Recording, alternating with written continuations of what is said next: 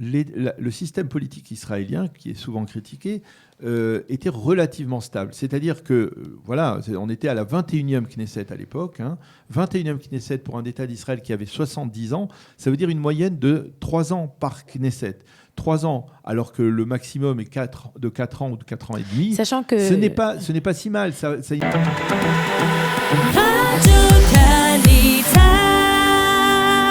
Eliana Bokertov. Bonjour Daniel. Alors, en cette journée électorale, nous allons essayer de dialoguer ensemble pour essayer d'informer, on va dire, nos auditeurs de l'importance de ce scrutin, de son déroulement. Et je crois que vous êtes aussi bien informés que moi, puisque même s'il y a de mon côté une certaine expérience, vous avez été pendant plusieurs années guide à la Knesset, et donc vous connaissez, on va dire, les dédales, les méandres de la Knesset et du Parlement israélien, et vous êtes tout à fait approprié pour essayer de répondre aussi à ces questions. Bon, on va commencer par vous, Daniel. Alors, on va commencer par vous. Daniel, dites-moi, quel est donc ce système électoral israélien ? Bien, le système électoral israélien, c'est un système qui est certes critiqué, mais qui n'a jamais été modifié, on va dire quasiment jamais, on va le dire, depuis la création de l'État d'Israël. C'est le système à la proportionnelle intégrale, ce qu'on appelle la proportionnelle intégrale, c'est-à-dire l'État d'Israël est une seule et unique circonscription. Pour nos éditeurs qui ont plusieurs fois voté en France, ce n'est pas du tout le système majoritaire, c'est le système, on ne vote pas pour une personne, on vote pour une liste, pour un parti, pour une formation. C'est une grande circonscription, il faut bien avouer que ce système a été maintes fois critiqué, il l'est encore critiqué. Il n'a été modifié qu'une seule fois dans l'histoire politique de l'État d'Israël, entre 1996 et 2003.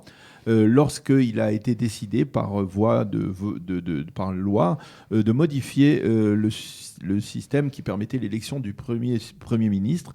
Pendant ces années-là, à 3 reprises, c'est-à-dire en 96, 99 et 2001, le Premier ministre a été élu au suffrage universel direct. Comme on élit en France un président de la République. Et cela a été donc le Binyamin Netanyahou, d'ailleurs, encore lui, qui a été le premier à bénéficier de ce scrutin, et c'est le seul d'ailleurs à avoir été à la fois élu Premier ministre au suffrage universel direct, également comme tête de liste dans un système proportionnel. Et je dois rappeler que le système proportionnel qu'on connaît en Israël, en France aussi, on est passé par là un moment. Sous Mitterrand.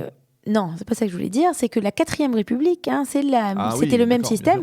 Et que quand, je ne sais pas si vous vous souvenez vos cours d'histoire à l'époque, quand on parlait de la 4e République, mais la 4e République, elle est connue pour être une république d'instabilité. Voilà. Et c'est aussi ce qu'on reproche en Israël.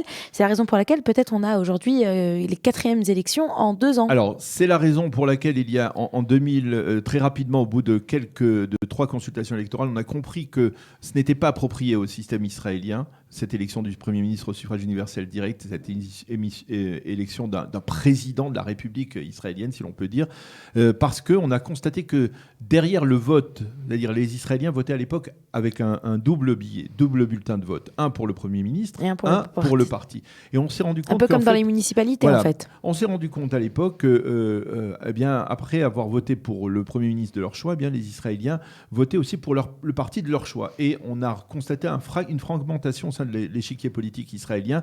Il y avait, pendant ces périodes-là, pas moins de 16 formations politiques. Et bien entendu, le Premier ministre élu au suffrage universel devait ensuite, tout de même, malgré tout, former une coalition majoritaire. Et cela rendait sa tâche quasiment impossible. C'est la raison d'une forme d'instabilité, effectivement. Vous parlez de 16 formations, mais d'un autre côté, on a toujours eu énormément de partis en Israël et beaucoup de petits partis. Pouvez-vous nous expliquer pourquoi, Daniel ? Bien, d'abord, on va dire comme ça, parce que pendant de longues années, le seuil d'éligibilité était relativement bas, on va dire très bas. Il était de 1%. Après, il a été augmenté à 2%, et aujourd'hui, il est de 3,25%. C'est ce seuil qui provoque une sélection au sein des partis politiques. Il faut avoir beaucoup de mandats, de voix pour obtenir des mandats et être représenté à la Knesset. On a beaucoup de petits partis en Israël, et donc, puisque le seuil d'éligibilité... Alors, qu'est-ce que ça fait, ces petits partis ? Est-ce que c'est une bénédiction ou c'est une malédiction ? On ne va pas parler de l'histoire, parce qu'aujourd'hui, justement, grâce à l'augmentation du seuil d'éligibilité, le nombre de ces partis s'est considérablement réduit. On est à 8 ou 9 formations politiques aujourd'hui en Israël, et cela poussait, on va dire, les différentes tribus de l'État d'Israël, comme j'utilise le langage du président de l'État, Reuven Rivlin, ont essayé de se réunifier, de s'unifier. C'est le cas, par exemple, du secteur arabe qui avait présenté à plusieurs reprises ces dernières années une liste arabe unifiée. C'est le cas, par exemple, du parti orthodoxe Judaïsme unifié de la Torah, qui rassemble et les chassidim et les lithianiens. Donc l'objectif étant de franchir ce seuil d'éligibilité. Donc ça a réduit considérablement le nombre de partis politiques et naturellement ça a rendu plus facile, on va dire, la tâche de celui qui est candidat au poste de Premier ministre pour former une coalition majoritaire, même si on le voit, eh bien, ça n'a pas été beaucoup plus facile ces dernières années. Alors vous parlez d'un Premier ministre. Est-ce que demain matin on va se réveiller avec un vainqueur? Est-ce que demain matin on aura un Premier ministre? Alors je vous rassure d'emblée, demain matin non, certainement pas. Je ne sais pas si vous nous rassurez, mais... demain matin non, parce que eh bien, le décompte des voix va être extrêmement long. Il va être plus long qu'à l'accoutumée en raison justement de la pandémie, parce que eh bien, le nombre d'enveloppes, là cette fois ce n'est pas des bulletins doubles, mais ce sont des doubles enveloppes. Il y a aussi un système de doubles enveloppes qui permet par exemple aux soldats israéliens de voter. Il y a la plupart des soldats israéliens ont déjà voté dans leur base avant, et ces votes à double enveloppe sont acheminés vers la commission électorale centrale qui siège à la Knesset.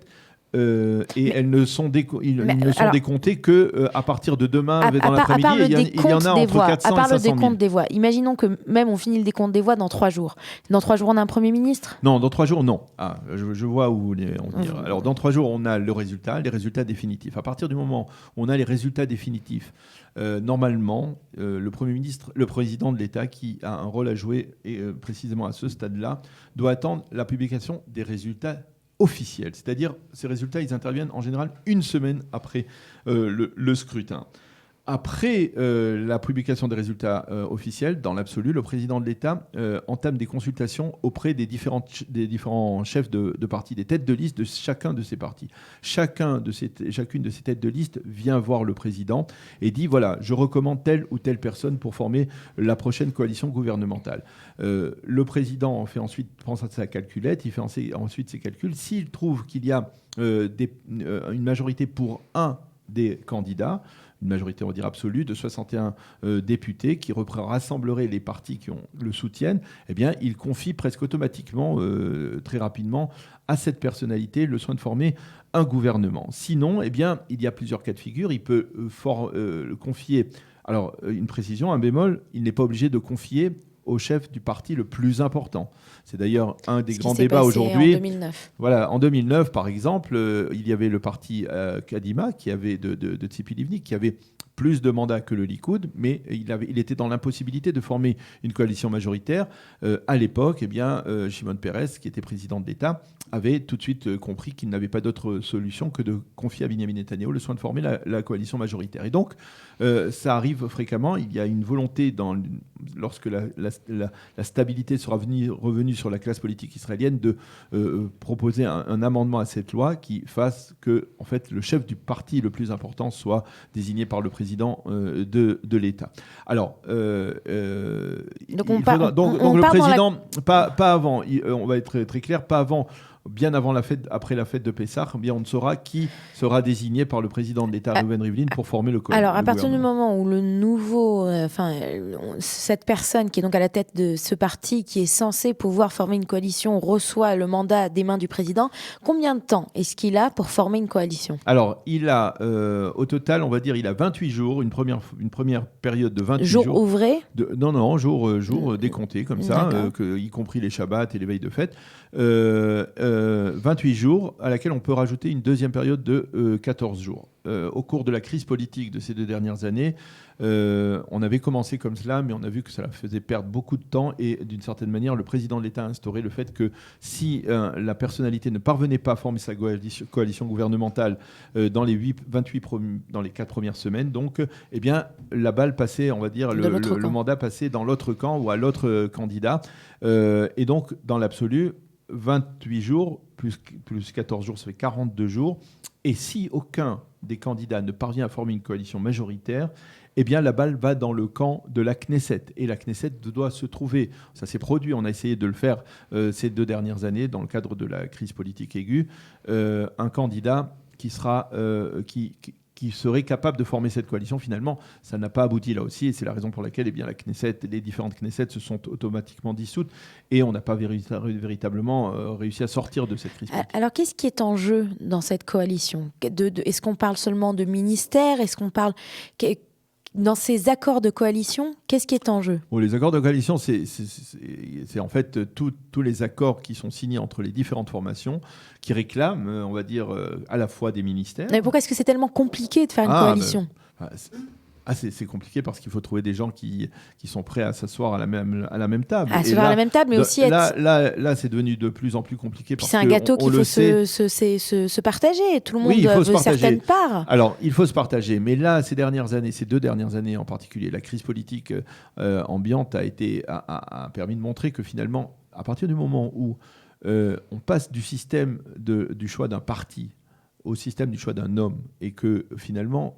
tous les enjeux sont focalisés autour de la personnalité de Binyamin Netanyahou. C'est le cas depuis 2 ans. C'est la raison, on va dire, de la crise. Il y a ceux qui sont pour Binyamin Netanyahou et ceux qui sont contre Binyamin Netanyahou. Dans l'absolu, jusqu'à cette période, il y avait, on va dire, une carte politique qui était relativement claire, avec des formations de gauche, des formations centristes, des formations de droite, des formations religieuses, des formations arabes.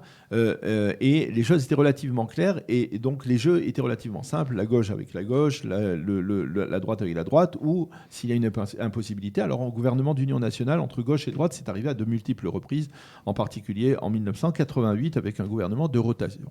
En 1984, entre 84 et 88. Maintenant, là, dans le cas précis, on est passé d'un système de proportionnel pour l'élection d'un parti, comme je le disais au début, à l'élection d'un homme. Là, en fait, tout le monde se focalise autour de l'élection, de la non-élection de Binyamin Netanyahou, et c'est la raison pour laquelle on est dans l'impasse. Il n'y a plus de fracture gauche-droite-centre, il y a une fracture pro-Bibi, anti-Bibi, qu'on le veuille ou non. Alors Daniel, dites-moi, quand est-ce qu'on saura qu'on n'a pas besoin de nouvelles élections ? Ouh là là. Alors, on ne saura jamais. On ne saura jamais. Est-ce que vous avez été surpris ces dernières années ? Voilà. Est-ce que vous êtes imaginé un jour que vous alliez voir autant d'élections qui se suivraient et de telle manière ? C'est-à-dire que d'avoir un gouvernement qui ne tienne pas longtemps, ça, on l'a déjà vu en Israël. Mais... Non, alors je vais préciser. C'est-à-dire, jusqu'à la crise politique qui a débuté il y a 2 ans, en mars 2019, le système politique israélien, qui est souvent critiqué, était relativement stable. C'est-à-dire que, on était à la 21e Knesset à l'époque. 21e Knesset pour un État d'Israël qui avait 70 ans, ça veut dire une moyenne de 3 ans par Knesset. 3 ans, alors que le maximum est de 4 ans ou de 4 ans et demi. Sachant que... Ce n'est pas si mal. Ça représente une forme de stabilité politique. Sachant que Binyamin Netanyahou avait eu à l'époque un des gouvernements les plus stables et les plus longs, puisqu'il avait tenu presque le mandat. 4 ans. Il a tenu à plusieurs reprises 4 ans. Entre 2009 et 2013, il a tenu 4 ans. Et en 2015 et 2019, il a tenu 4 ans également. Donc il y a une forme de stabilité. Elle existait. À partir du moment où il y a une crise, oui, effectivement, là, c'était difficile d'imaginer un tel scénario où on n'arrive pas à se départager. Mais je voudrais faire une précision, parce qu'il faut rappeler que ce chiffre magique de 61 qui est l'enjeu de Binyamin Netanyahou depuis plus de 2 ans, ça a été grosso modo les résultats des précédentes consultations électorales avec Binyamin Netanyahou. Il faut rappeler que même en 2015, Binyamin Netanyahou a eu 61 députés et il n'a eu une coalition relativement stable qu'avec le rajout des députés d'Israël Beitenou d'Avigdor Lieberman, qui est devenu ministre de la Défense au milieu du mandat.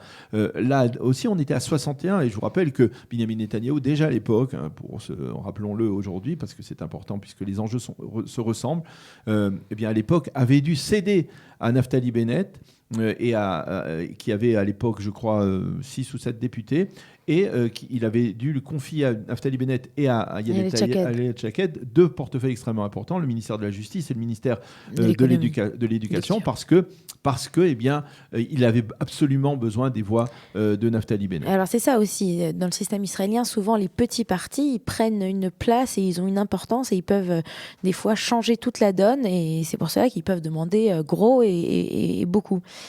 Merci beaucoup Daniel. Merci à vous Eliana.